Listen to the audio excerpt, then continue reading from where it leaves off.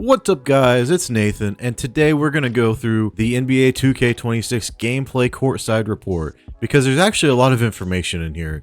Some I like, some I'm a little worried about, some I don't think is good at all. But let's just go through it. Gameplay powered by ProPLAY expands in NBA 2K26 on Gen 9 platforms with all new dynamic motion, enhanced rhythm shooting, and more. So let's get into it. They're going to talk about ProPLAY here to start. And that's something we saw a lot of last year and a little bit in 2K24, but it looks like they're going all in on the ProPLAY in a lot of different places. So let's get to the ProPLAY motion engine here. ProPLAY powers all new dynamic motion in NBA 2K26 generated from real-world NBA footage. We all know how this works. This is just how it's been. So this section already kind of gives me pause because the way they're explaining it. So here's what I mean. New machine learning technology in NBA 2K26 on Gen 9 offers more precise lifelike movement, which is noticeable in the most fundamental elements of the game. Dynamic lower body pose matching adjusts the exact positioning of players' legs and feet to remove the skating seen in past games and ensure that players launch, plant, and cut realistically. So I highlighted this phrase here because it kind of sounds like they have been using AI tools to help enhance the ProPLAY. I mean, some people might have qualms about that. We're really going to have to see how that works in game, but that's the read I get on this paragraph here. Together, these systems work in harmony to not only make motion look better than ever before, but also lead to improvements all across areas of gameplay, blah, blah, blah. They're pumping up the ProPLAY engine. Gameplay clips with all kinds of, motion blur going on that can mask some mistakes. So this is something we're just going to have to see how it plays out in real time when the game comes out. Sounds like it's going to be a little more smooth than last year, and some of these other bullet points we'll get to later on kind of reinforce that, but we'll see. Next we got enhanced rhythm shooting. Now this is kind of funny. This whole paragraph is kind of funny. Watching so many of you discover and embrace the rhythm shooting mechanic to improve your shooting ability has been thrilling and rewarding. Seeing heightened competition has inspired us to push the envelope of rhythm shooting and bolster its strengths. Now, how that reads to me is, oh, thank God you guys actually liked rhythm shooting. We don't have to get rid of it after 1 year.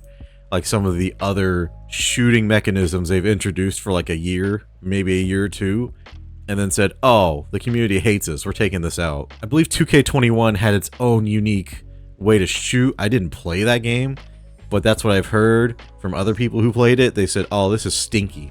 We don't like this. But this is just a funny way, what I'm reading, for them to say, oh yeah, we're going all in. Now the rest of this is kind of interesting because they're saying rhythm shooting extends beyond mimicking each player's signature shooting animation to giving you full control over every aspect of the shot. Still relies on down up with the stick, but now your shot timing and tempo will actually manipulate the shooter's upper body and impact how the shot looks throughout the complete motion by reflecting how you move the shot stick. So this is really interesting. It's not just there's one animation for if you make a shot, there's one animation for if you go really fast or slow. Now it looks like it's going to be dynamically moving from what it sounds like. From the start, you'll see and feel the difference between early, late, slow, and fast releases. So they're claiming there's at least 4 different animations for your shot.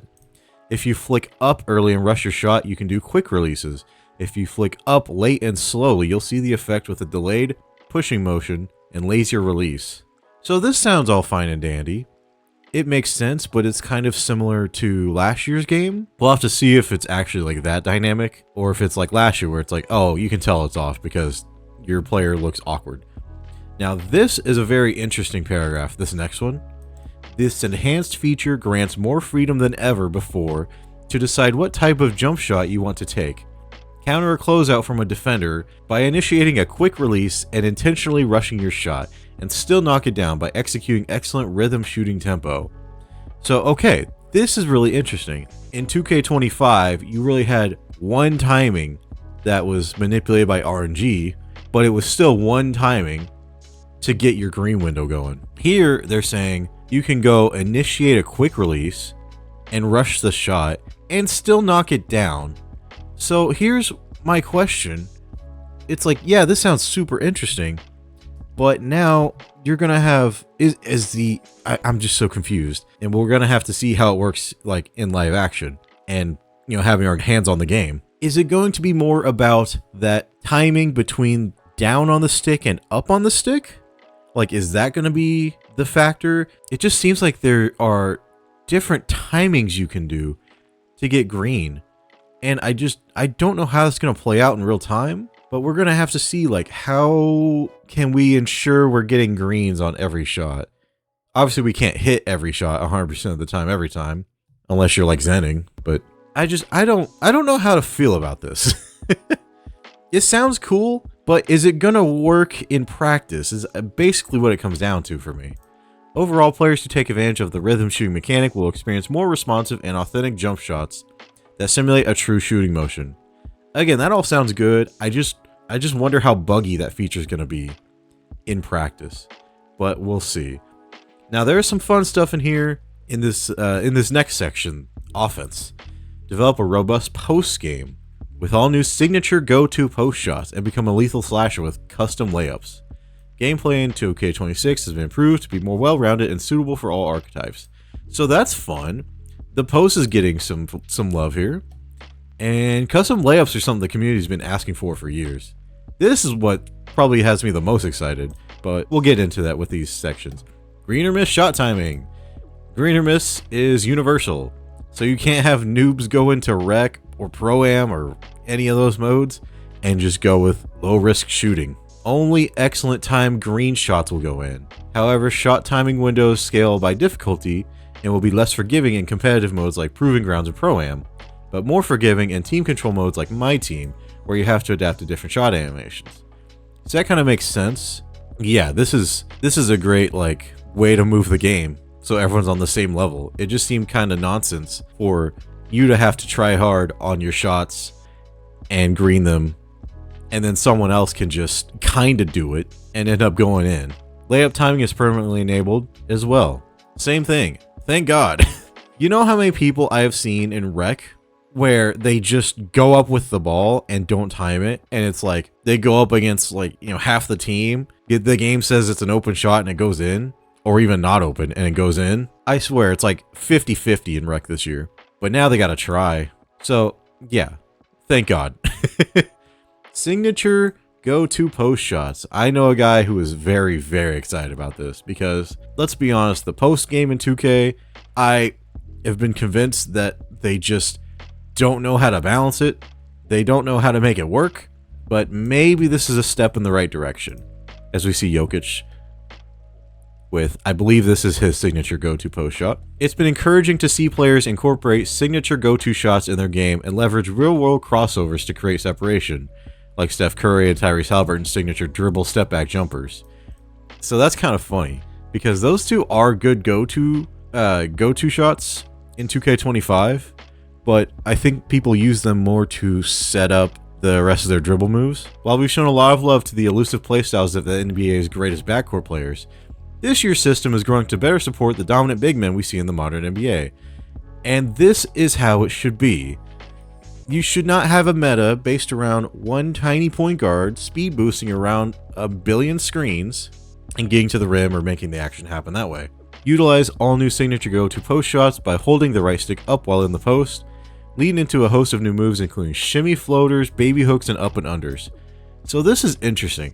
Shimmy floaters, I could be wrong, but I don't think that's ever been in 2K. Baby hooks kind of have been, but it's hard to proc them.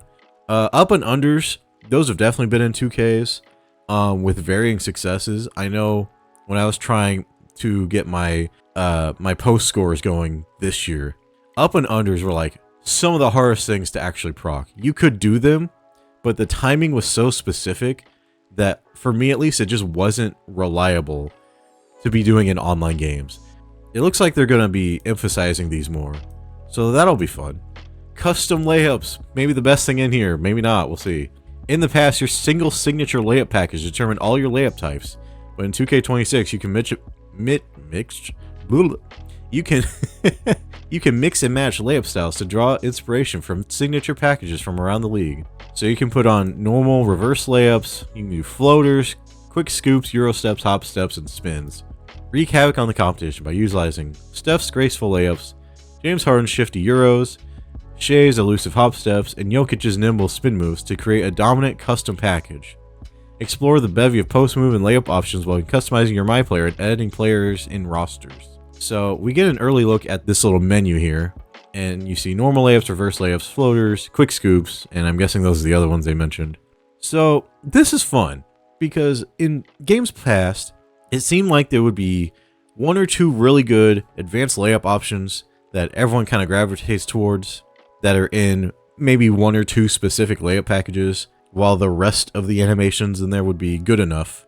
Now it's going to be more similar to the dunk style creator as we see here. For example, do you want Steph's floater along with, they say James Harden's Euro steps? I'm kind of hoping Manu gets some Euro steps because that would be really fun to play with. I don't know if they will because this is probably based on ProPLAY. I don't know how much ProPLAY they've really done with the older players. If they do, I would like to try Manu's Euros. Anyway, you're going to have a meta, but that's not necessarily bad unless layups are super overpowered. In 2K24, layups were really good. Like really good, especially floaters. I believe Devin Booker's floater, if I'm remembering right, was one of the best. And I don't know if that's going to be back. I think that specific animation got nerfed. Defense. Play freely and with physicality using body ups and collisions. Okay. 2K26 uses system-driven technology to generate player-to-player collisions that are more reliable compared to previously scripted mocap animations. So this is another part where I'm raising an eyebrow with how this is worded. This also seems like it's an AI-assisted tool going into this. I don't know that for certain, but as we get this one GIF here, you're going to see a little bit of a body up. Hopefully this interaction is better than 25, because I felt like in 25, if you tried to body up, it wasn't really a body up, and the offensive player could get around you like 90% of the time. But we'll see. Coupled with new dynamic motion, this change improves the freedom of movement for both the dribbler and on-ball defender. We'll see how that works. Interior defense. This part seems pretty good. Interior defense has been redesigned so that it's easier to get strong body bumps in the air when contesting finishers at the rim. Bigs will feel increased physicality when roaming in the paint. So this section makes me think, you know, in previous 2Ks, the interior defense attribute has had varying degrees of like importance when it comes to actually playing the game. This makes me feel like the interior defense attribute will matter a whole lot. Like it might be super important for like centers. We'll have to see how it works in the game, but that's the read I get from that. New rebound timing feedback. Now this section, I don't know. Let's read it and I'll talk about it. In 2K26, a green meter will flash beneath your player's feet to indicate a well-timed rebound attempt. The ideal time to jump for a rebound is just before the ball makes its final bounce off the rim. And higher rebounding attribute ratings will make it easier to nail your timing.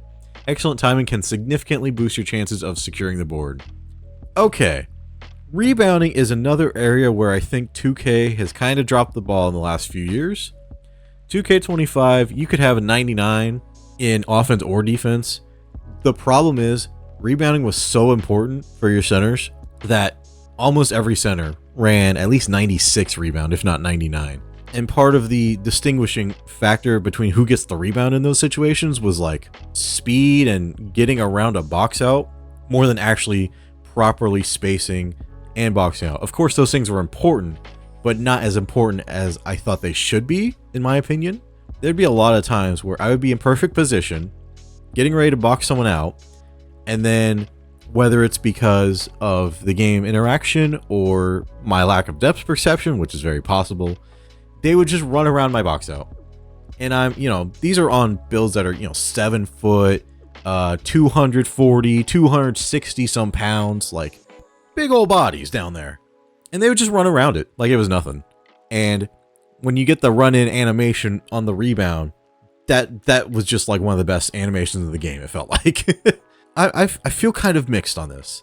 Having a meter for rebounds feels like it actually eliminates the skill gap, because now people will know exactly when to rebound, as opposed to before when you had to actually read the ball just before the ball makes its final bounce off the rim. That's when you would be hitting the rebound button. That's how I've done it since I've been a center playing in 2K. But now the game is just going to tell you instead of you knowing. So I feel like that eliminates a skill gap in IQ So I'm wondering if vertical is going to matter more for actually getting the rebound outside of this timing, because it says excellent timing can significantly boost your chances of securing the board. It's not 100% if you green your rebound timing. So this just kind of makes me worried for rebounding and the skill gap in rebounding. Now let's talk about control. What's the most important part about a video game? Well, being able to control it. Dictate every facet of the game with new and revamped controls for more intuitive, deliberate, and free-flowing experience. Overall game speed is now sped up to reward players with faster decision-making who can read the court, anticipate their opponent, and react quicker. Okay, this is something I feel like most people didn't talk about with 2K25 compared to 24. You really see it with the passing game. In 2K24, you could get your pass to your teammates, you hit the button to hit their, icon, you hit the button to pass, whatever, and it just goes. It just goes there. And if the defender's in position and times it correctly, once the ball is approaching, then they could get a deflection, they could get a steal. That was 2K24, and that made the most sense to me. 2K25, they completely messed it up, because you would hit the button, pretty much like 9 times out of 10, you would have a pass delay. You would hit the button, and half a second later, the ball finally starts to come out of your hand, because it's catching up to the defensive player who timed it right when you threw it to pick the ball off, even if they're, halfway across the court on the short end of the court. Like if you're top of the key passing into the corner, for example, it delays your pass because they went to steal the ball quicker. Excuse my French, but I'm hoping that shit gets fucking fixed, because that was so annoying. Hopefully that is something they improved on. We will see when the game comes out. Yeah, some of these other options down here in control, I'm excited for. I just really hope the pass game is good. Quick protect. Ball handlers can now tap the left trigger to initiate quick protect movements to shield the ball and evade steals. So you can just hit LT real quick while someone's going for a steal to counter it. You can counter it. This balances the steal system by introducing more skill-based outcomes. This sounds really good, and it seems like a very realistic change, because in previous 2K, especially 2K25, you could be like not even facing the guy or the ball, mash X, and then you get the steal. It was silly. But now this gives the offense a way to counter it, as they say. So I'm hoping this is balanced and actually makes use of the unpluckable badge, which was almost pointless in 2K25 because of the way steals worked. You can also put defenders in a compromising position by using quick protect while driving to the rim. This sounds really cool. This sounds like a really cool use of the quick protect. Decelerate and pin your opponent against your hip to trap them in defender jail. Now when I see pin them against your hip, I'm thinking about the old bully badge in some of the more recent 2Ks or its equivalent, where you're driving to the rim, you get the guy on your hip, and then you go up for the slam because they're on your side now. I'm wondering if this interaction is only going to be for, well, it says decelerate, but I'm wondering if it's just going to be for setting up layups and such, maybe cross paint passes, things of that nature, or you're going to actually be able to use it in tandem with your driving to get a crazy dunk going. We'll see how that works. That would be interesting to see. Some of the craftiest ball handlers, Jalen Brunson, Luka Doncic, and Trae Young, all excel at this, making them incredibly challenging to guard. Yeah, so I think that's a welcome change in theory. We'll have to see how it works in practice. It looks like Luka does a little behind the back into the protect to get around the steal. I think that's a super interesting way to do it animation-wise. Again, we'll have to see how that works in game, but I think that's a welcome change. No dip catch and shoots. These have been very interesting the last couple 2Ks. In 2K25, unless I'm mistaken, they told us that you can hit left trigger before the ball comes to you to help with shooting the ball, essentially. I believe they also said that if you're holding the shoot button or the shot stick in a certain way before the ball gets to you, you can just no dip. But in practice, that was kind of iffy. Sometimes you get the dip, sometimes you get the no dip, and it really didn't feel that intuitive. Now they're making this an official feature. Hold the left trigger when receiving a pass while standing still to square up, catch the ball high, and seamlessly transition directly into your shooting motion. Knock down shots like Klay Thompson and Ray Allen. Yeah, this is a welcome change. Now, hopefully I remember this when I'm playing, because I feel like in the pace of the game I might forget. But yeah, we'll see. Revamp signature size ups. So now size ups are a little different. You can rock the pro stick back and forth, left and right, or repeatedly flick the pro stick up to execute 2 different size up combinations. So this feels like a natural progression of the signature size ups. Personally, I felt like in 2K25, signature size ups were just kind of there, and a few of them were pretty good. Now it seems like there's going to be more of a package there instead of like, 1 or 2 animations that can kind of get you going. Worse than a go-to shot will, but they can kind of get you going. They're showing Cade Cunningham here, which I think was a decent signature size up last year. You see the ball going everywhere. We'll see how much people actually use this. Slow motion Euro steps. This is fun. These next few are kind of interesting. After initiating a Euro step, you can hold the left trigger at any point to deliberately decelerate mid-move to throw defenders off and create space. This is awesome. Honestly, this is like probably my second favorite thing here, aside from the layup packages. This is fun because now you can really play like SHAI.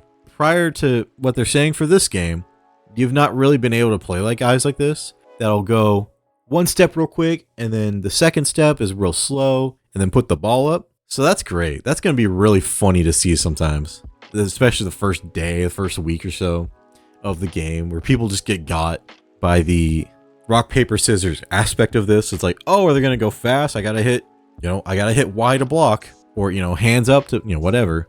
It's going to be between that and like, oh, I got to anticipate the slowness, and then they're right by you. So this, I think, is a really good change. Rat passes are also really good. Rat passes now have a dedicated control by double tapping circle or B. So this replaces the flashy pass, I believe. So I wonder where flashy pass is going to go. This expands the toolkit for playmakers to determine when you want to do a rat pass and ensures you aren't throwing the ball straight into the back of a defender. Again, thank God. This happened way too many times last year. I think I averaged like 1.5 to 2 turnovers a game just because of nonsense like this. So I'm glad they're at least acknowledging that and trying to make a change there. Alley-oops, I don't know how I feel about this one. Catching a lob now requires more skill. Once the pass is thrown, the finish button will be randomized on higher difficulties to one of the 4 face buttons, instead of always being square or cross on PlayStation. PlayStation? No. Square is PlayStation, X is Xbox. Anyway, I wonder how this is going to work for online game modes. If you're someone who goes back and forth between like Rec and Pro-Am and Proving Grounds and Park, that might be a really difficult thing to get adjusted to. You're like, oh, I don't know which button I'm supposed to hit.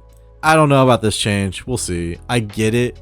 This just seems like a band-aid on a worse situation where it's hard to properly defend an alley-oop unless you have really high steal. I don't know if this is the best change. I mean, it's fun. It's a good change in some ways, but I don't know. We'll see how that works with online. Setting screens has kind of been fixed. Screeners can now control which way you want to face.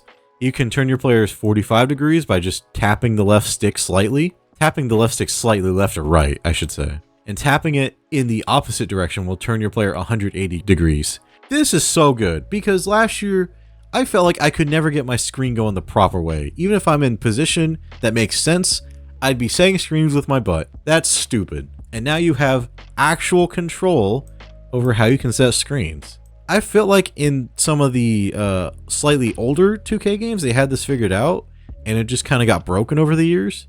That was my experience at least, but now this seems like it's going to be a big fix for that. AI and coaching, I'm not going to go too big into this, but basically they're talking about how the AI will defend you and help get you more involved in the offense in offline my career, things like that. So, I mean, there's all this section. Improve double teams, you can navigate screen, or the AI will navigate screens better. There's bigger playbooks, they can hold up to 80 plays. They're talking about, all this stuff. AI shot timing ability. In Play Now in my NBA, there's now shot timing ability that helps them shoot better or whatever. And they also talk about Learn 2K, and that basically just gives more tutorials and stuff for people learning basketball and or learning 2K. And that is basically it. So overall, I think these are pretty good changes. There's a few I have questions about in practice or in theory, but we'll just have to see how these play out. I mean, we're talking, it's July. there's another month until the game comes out. Then we'll be able to actually get our hands on the game and see how these different systems work in practice. All these Courtside reports, they can only say so much without handing you the controller and being like, all right, have fun. We'll see how this works, but overall, pretty good. A couple things I got a mixed bag on, but we'll see how it goes. Anyway, that is going to be it for me, guys. Thank you so much for watching, and I will see y'all next time. Peace.